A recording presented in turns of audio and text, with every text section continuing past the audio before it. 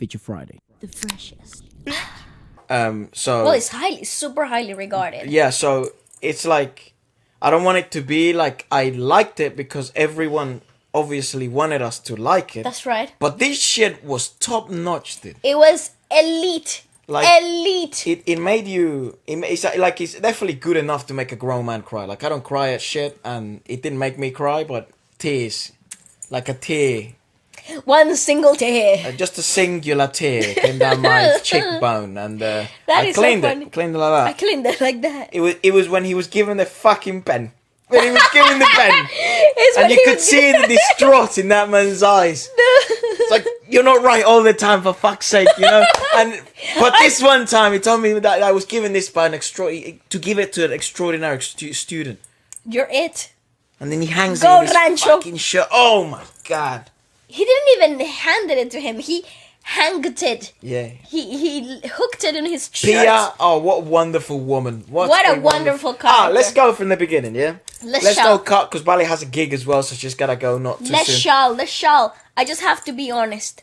This was for sure one of the greatest experience of cinematography, from the directing to the choreographing to the music itself, the integration of the scenes that were comedic, lighthearted, but they made you freaking cry. Brilliant. Let's go from the top. So here's from the beginning, right? I'll do an overall review to begin with. Okay. And then we'll get in depth. Yeah, but this is what this movie does really well. Yeah. Which I think is actually, to a certain extent, and maybe I shouldn't even make comparisons, but I think the problem nowadays with a lot of movies is that they are rushed because they're in such a budget. And, you know, things cost money, especially nowadays. CGI is a very big deal, and name power is a ginormous deal, and, you know, these guys demand money. So you don't get a chance to acclimate because there's limitations in time and shooting time. Also, obviously, in this last couple of years, things have changed a lot in the in the cinema. But what this movie does really well, extraordinarily well, compared to all other movies I've ever watched in my life, and maybe there's a couple that also do this. Maybe I'll reference them later, but it takes its time with both the musical pieces, which and is the character building. Yeah, with the musical pieces, the scene building, the character building, and it makes everything starts to make sense because it feels like not only this is a real world and these are real stories, but the environment is also real. And I felt like I knew every character from knowing not only them, but knowing them their family, and knowing their family's family, and knowing what they believed in prior, generational knowledge. This is very difficult to do in a space of a movie. I understand, I don't know, I would love to be enlightened in this way, whether movies in Bollywood seem to also be longer than sort of regular movies that we're exposed to in the West. This was certainly a lengthy movie. I mean, it wasn't 3 hours and a half. It was closer to 3 hours, though. But it one of the surprising parts at the beginning of the movie, certainly that scene where they travel to find Rancho for the first time. Well, his name's not Rancho, but I guess we'll call him Rancho because everyone calls him fucking Rancho. It's Rancho. It's Rancho, right? But when they go to find Rancho, that first scene when you get that song, I love. This is the movie that does the best timeline jumping. Oh, without a doubt, fantastic! It's not confusing. It's very well placed in the righteous moments. It gives you it when you want it, when you need it. Yeah. Not when you want it, but when you need it. When the story is developed enough, when you're familiar enough that you understand what's happening, like from each decision from the character right at the beginning. And I love that you start with the present day and travel back. Yeah. I love that because you could have started the story.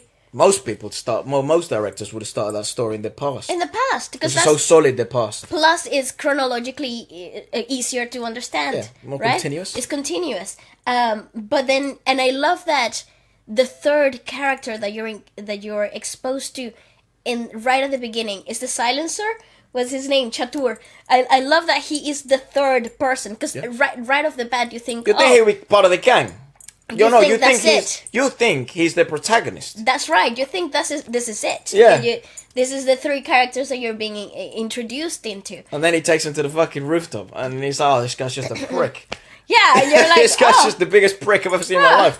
Yeah, and everything makes sense because the minute that you get introduced to Rancho in the storyline, you're like, hold on a second, this guy is completely out of the ordinary. Yeah.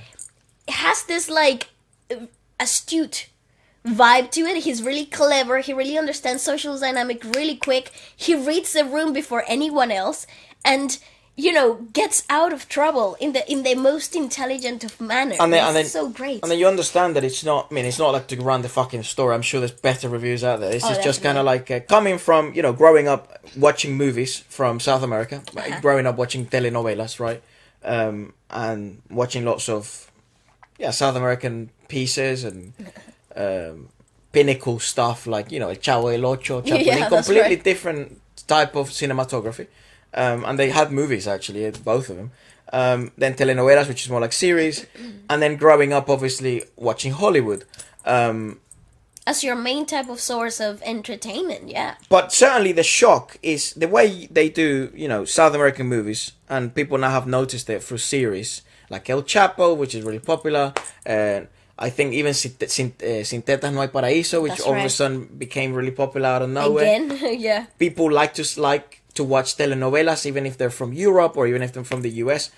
Coming from that, it's very different than watching a Hollywood movie. It certainly is. And Hollywood, it's exactly what Hollywood is. It's fireworks, it's explosions, it's the best faces, the best looks, the best actors, sometimes questionable directing and questionable scripts, but certainly the most visually captivating movies. And incredible outstanding budgets. Exactly, big budgets, very big funding. It's the US. It's huge, it's ginormous. Right. Then from Waleska's background, going into musical theatre, right? And watching music cows and and straight acting plays. Exactly, which is a completely different. Theatre is completely different. And then watching musicals or theatre then be translated into movies, obviously more mainstream movies. That's also a different experience. And I was actually just watching West Side Story. Didn't watch all of it though, because the fucking shut down the cinema.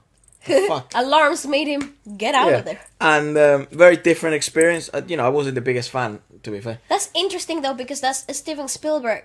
That's a Spielberg film. It's a good film. Yeah, I'm really interested in watching that. The first half hour was very good. When the characters were growing on me and the singing was amazing, it fucked off. Mm-hmm. They kicked us all out. But anyway, so coming from those bizarre backgrounds, and then obviously a musical background of South American music, really, and to some extent it's just Venezuelan music. To be more concrete, Yeah. Experiencing something like this, it's certainly a breath of fresh air, similar to when we first discover a genre of music or music industry for the first time, because they take principles in a different manner and they interpret and give value to principles in which they also have value here, but they're giving more. It's like a commandment. It's like number one, that and time and music is number one here. Character building. So I would go like this, right? I would go like character building is number one.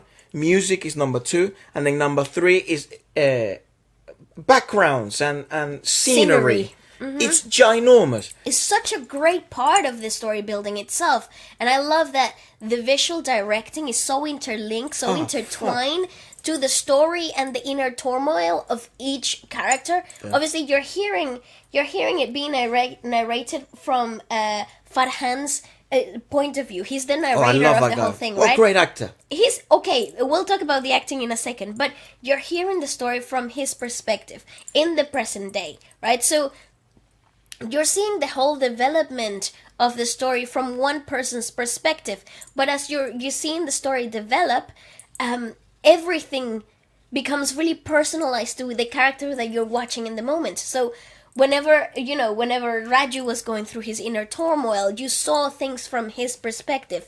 So the background would change, the color correction in the scene would change, the lighting would change to adhere to everybody's personal turmoil, right? So when Pia comes into the picture, you're seeing things through a rose-colored lens. No, at the start, you're actually seeing things from a sharper, more luxurious lens. So that's everything has a blue hue to it. A light color blue hue. So it's like a shopping mall. It's a party. It's a watch. It's jewelry. Yeah. And that represents a character in that moment. She evolves, right? She heavily evolves, and it's beautiful actually how the way she's dressed for the wedding at the end. Oh, how that represents her warmth, and now she's she's ready for love. She's been destroyed, and now she's ready to love. And she's the matured, right man. and Exactly. she's matured. She's a woman now, and, Yeah, yeah. and you see that change. I mean, it's 10 years have gone by. So Pretty much, right? Mental. Was it 10 years? 10 years, Fuck. yeah. So the promise is made 10 years, like 5th of September, 10 years before. So the reunion is a whole decade later. Wasn't it 5 years? Because they graduated, and then he disappeared for like 5 years. No, but it was the Chatours who says, "Oh, you'll remember this. I'll meet you 10 years from later. now. Yeah, true. Remember this date." So it's 10 years. It's 10 years. It's a whole decade that has passed, and I don't think they had made contact up until that point. No, but it must have been like 7-ish years because they made the promise on the first year. Right, that's true. Right? They made that's the promise true. on the first or second year, so it was somewhere around there. Like it's about 8 to 10 years. And they graduate, so give or take another Engineering schools were like 5 years or something like that. 4 4 or or 5 years, I would think. Um, yeah. Again, so let